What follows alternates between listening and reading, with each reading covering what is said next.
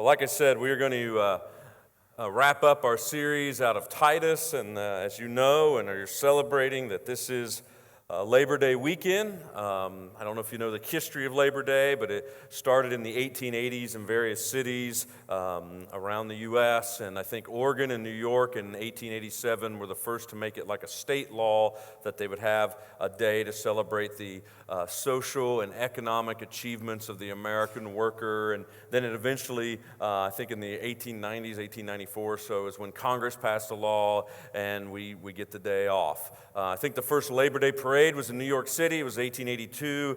When the Grand Marshal showed up, there were like a dozen people there, and they were worried there was going to be a parade at all. But right at starting time, a ferry showed up, and 400 people got off with a brass band. They had a great time. They ended the day. I don't know if this would be much of a celebration, but they ended with a big picnic and people giving speeches all afternoon about the American worker.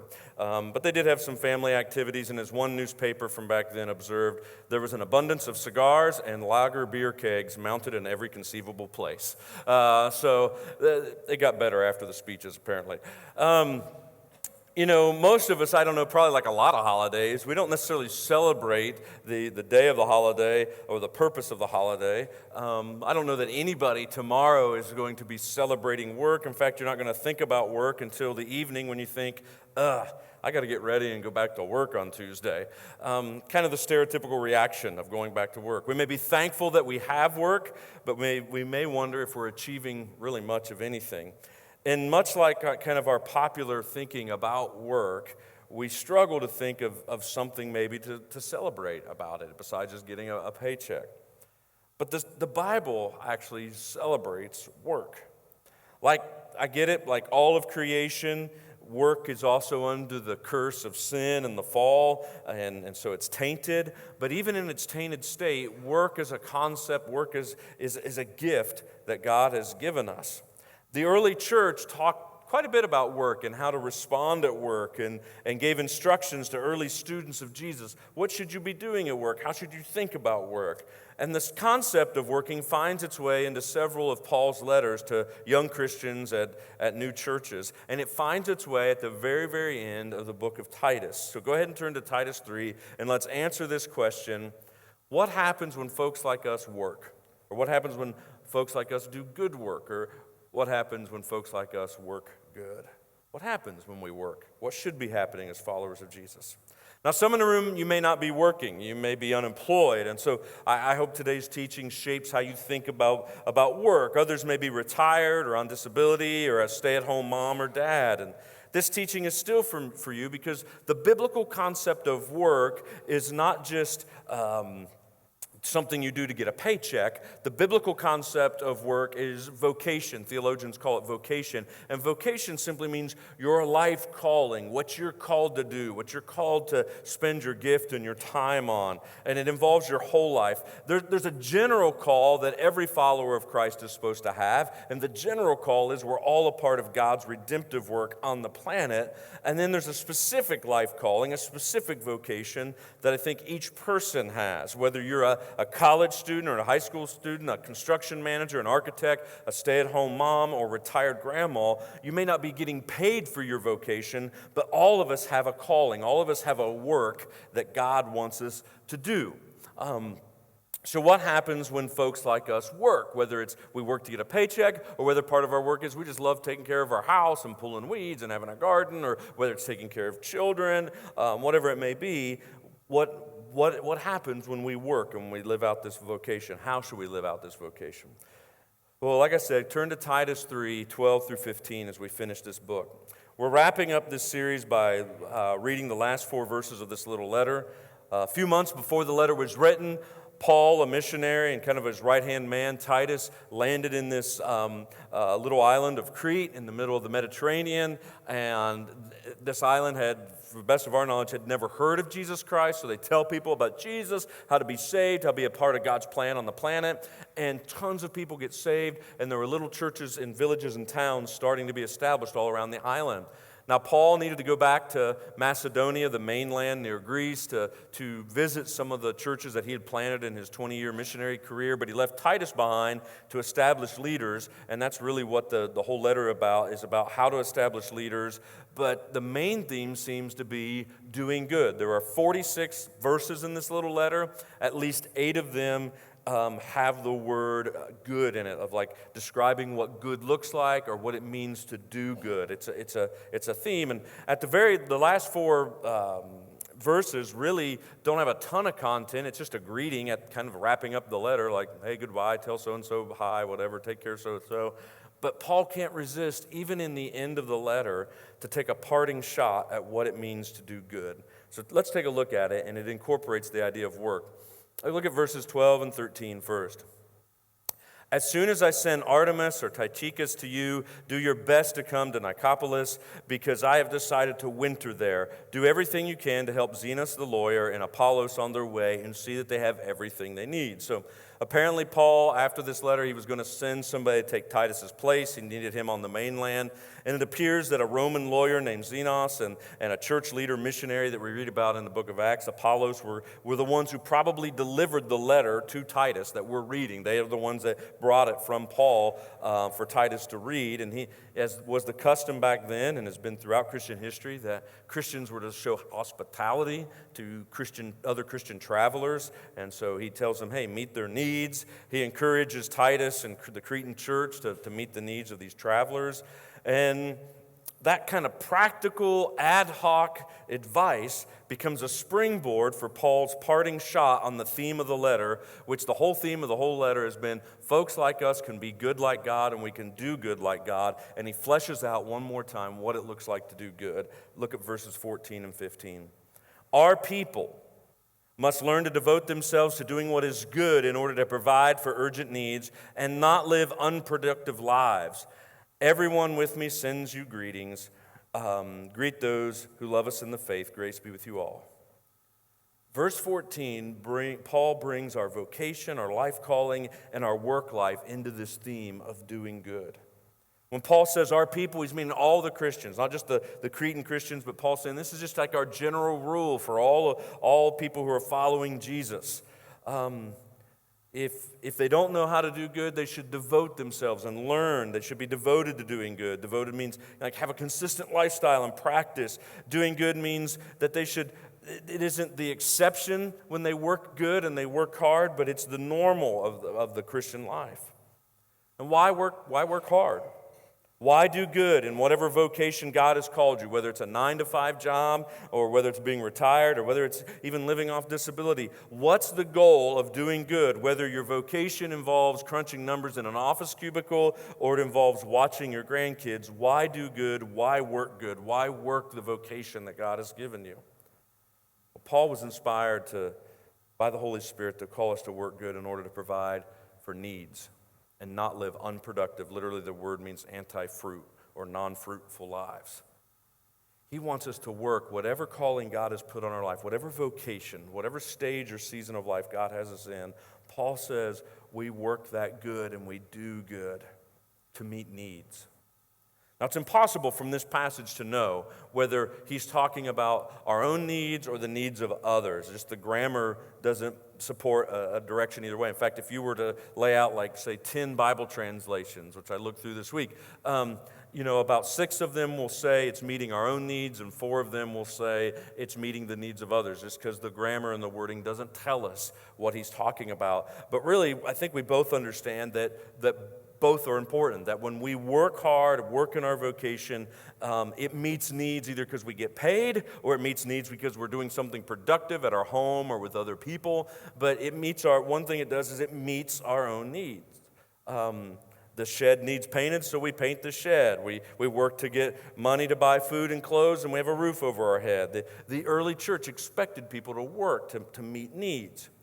One of the very first letters that Paul ever wrote, probably about 15 or 20 years before this letter was written, was to a church in Thessalonica. And in 1 Thessalonians 3, 6 through 10, he talks about work. Let's take a look. I'm just going to put it up on the screen so you don't have to flip there.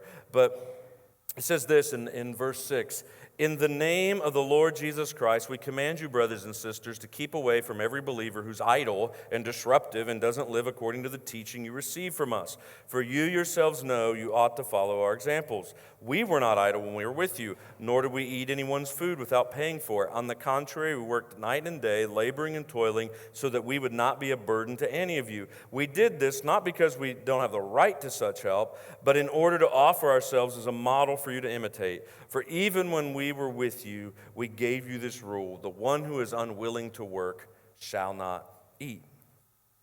Now, thank goodness there are safety nets in our society for people who are unable to work or for those who are in between jobs or on disability. But just because you don't have a job doesn't mean you don't have a vocation or a life calling to work and to do good works. You can volunteer, you can create artwork, you can pray, you can visit a nursing home, you can disciple another person. You know, God created us for vocation. He created us for work. In Genesis 1, God works. And then he created us. And since we're created in his image, we're created to work. And even before sin or the fall ever entered into the world, God commanded Adam and Eve to work in their vocation, in their calling. And their particular calling was to take care of one another, to obey God. And he said to take care of the garden and then to expand its reach into the world. We also work to meet our own needs. We apparently in Thessalonica church, some of the people were taking advantage of Christian charity, and they said, Christians in this church are very nice, so I don't have to do anything. They'll just feed me. They'll just pay my bills. And Paul said, no, you need to be doing something. Don't be idle. Actually get involved, either in some way of helping the church, or obviously if you're physically able or mentally able, then actually work to meet your own needs. This was a big deal in the early church. So we work good, and we do work in order to meet other people's needs and our own needs. We work and we get paid. So we get paid and we work to meet our own needs, but also, like I said, you can't tell from the grammar which way it goes. It may be also Paul is saying, and particularly in this context, he probably is leaning this way, is to say the other reason we work our vocation is we meet other people's needs. We work and we get paid. And with that money, we can meet needs. We meet the needs of our own lives, our own families. We're generous to people around us. We can donate, as we've been talking about today. You can donate to help a family who is adopting an orphan from overseas. When you generously give to the vineyard, a host of needs are met. It helps go towards, a portion of that giving goes towards the food pantry. And, over 300 families a month help there. We've helped, 3% more families this year than we did last year. So it just continues to grow. We help needs to like I said, to meet unplanned needs. We didn't plan to get involved in Mercy Response this year because we didn't know there would be a tragedy that would happen. But yet there's an opportunity, and so money goes to that. Generosity here at the Vineyard helps meet needs of missionaries in Southeast Asia and Haiti and China. Space is provided for all the ministries that happen here throughout the weekend at the food pantry on West Wheeling. Your good work allows you to contribute to other people in need. But some people in the room don't have a job just because of the stage of their life. They might be retired, it might be in between jobs, whatever, but that doesn't stop them from doing good and from working good. Stay-at-home moms come here once a week to prep children's ministry areas and to plan VBS. We have a great crew of retired folks. I was just thinking about the retired folks who literally spend hundreds of hours every year here, whether some of them mentor other people, some of them disciple other people, some of them do bookkeeping, some of them run the food pantry, some of them volunteer at the food pantry, some lead small groups, some mentor and do premarital mentoring for couples, some work with kids. I know shut-ins whose good work is to send encouragement cards to people whose urgent need is not financial, but their urgent need is encouragement. So whatever vocation, whatever place we find ourselves in life, we have the ability to work that vocation and to meet other people's needs. A pastor I used to serve with, and one of my best friends since my teenage years, is a few years ago, through some health crisis, went blind, and then his kidneys shut down. And for the last few years, he's been in a nursing home. And this guy easily one of the best orators, communicators of the gospel, best preacher week in and week out I've known. He taught at colleges, taught communication. He would speak at many conferences, and now he's confined to a nursing home because of the needs of the dialysis and how often he has to have it. And it was a hard transition, because up until that point, his vocation was to be a speaker and a leader and a pastor.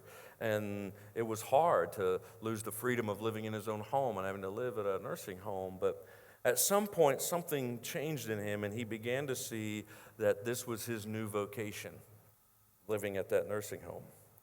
And, for 4 hours, 3 times a week, he has dialysis. And he told me, he said, I don't listen to music or podcasts anymore, Joel. I pray for people. And if the Lord gives me an encouraging word or a Bible verse for them, I call them.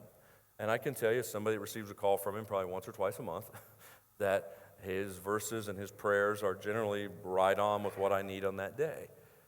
His vocation is living at a nursing home, but yet it's blessing people all around the country as he calls them with what he gets when he prays for them or the verses that he gets.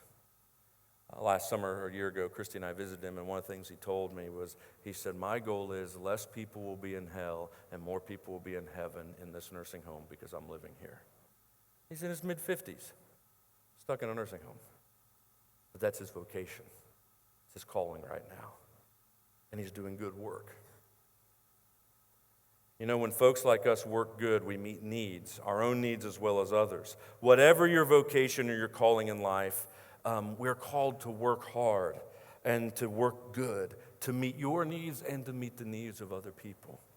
Now, sometimes in the church world, I think we can get this screwed up, or we can alter people's views so they can't see how their life is making a difference. There was a recent article in Christianity Today about how at times what we'll do in church world is we'll even elevate one vocation over another vocation. The title of the article was Why I'm Not a World Changer, and it was Michelle Van Loon. And she said this: recently a friend of mine named Katie confessed her deep discouragement over her failed quest to turn the world upside down for God. She pursued a ministry degree from a Christian college, and after graduation secured what she believed was a world changer job at a world-changing church.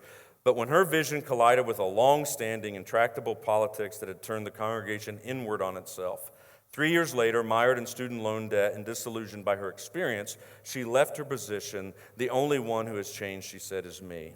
And she went through a period of discouragement. I understand that. I've probably said that to people that, hey, you're going to be a world changer or history maker, different things. And it's not that I want to dial down that we can't do good in the world. But I also know that in teen years and 20-something years and so many different conferences, just look at the advertising for conferences, even look at the advertising for Christian colleges or discipleship programs or concerts. It promotes that idea, but here's the dark side of that at times. Promoting this kind of idea that we're going to turn the world upside down, while admirable, and especially when it's linked to a call to sacrifice, it can be admirable, it also can feed our selfish ambitions. Or as Van Loon puts it, when someone says we'll be a world changer, oftentimes what we hear inside is, you'll find God, save the world, and as a bonus, maybe you'll even get some well-deserved recognition. When the recognition doesn't come, or the reality of life hits, discouragement sets in and we feel like we failed. Maybe even we think we failed God. See, in church world, too often we'll promote certain vocations like missionary or pastor, evangelist, and revival leaders, these kind of things. We'll promote that, and then folks like us just feel like we don't have much of a call on our lives. But here's the deal: we're all called to be a part of God's redemptive work on the planet.